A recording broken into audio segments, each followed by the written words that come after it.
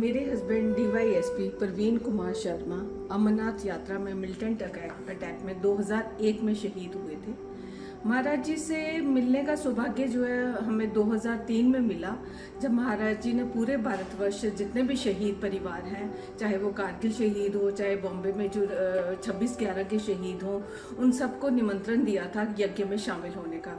उस यज्ञ में शामिल होकर हमें एक बहुत ही अच्छा अनुभव हुआ, क्योंकि उसमें जो हमने शहीदों के नाम से आहुतियाँ दी तो हमें एक ऐसी फीलिंग आई कि चलो हम शहीदों को याद तो कर रहे हैं। तो इससे 2003 से लेकर 2024 तक महाराज जी जितने भी शहीदों के नाम से यज्ञ किए हैं, हम सब उसमें शामिल होते हैं। और ये जो महाराज जी शहीदों के लिए कर रहे हैं, उससे एक जो कॉमन पब्लिक है, जो नए यूथ हैं, उनको भी एक मैसेज दे रहे हैं कि शहीद की जो बलिदानी है वो सबसे उत्तम बलिदानी है और उसको हमेशा याद रखना चाहिए। उसको ये नहीं है कि एक बार कोई शहीद हुआ उस दिन उसको याद किया और बाद में भूल गए।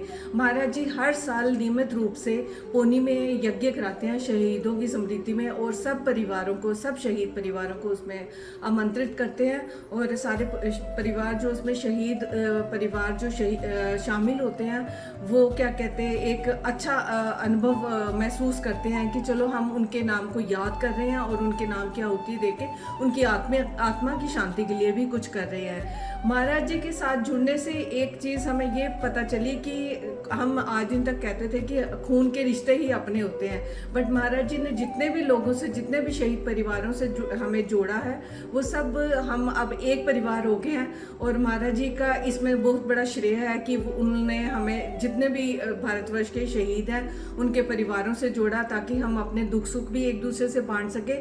और एक क्या कहते हैं, एक सेंस ऑफ सिक्योरिटी भी महाराज जी की वजह से हमें एक आई है। Thank you.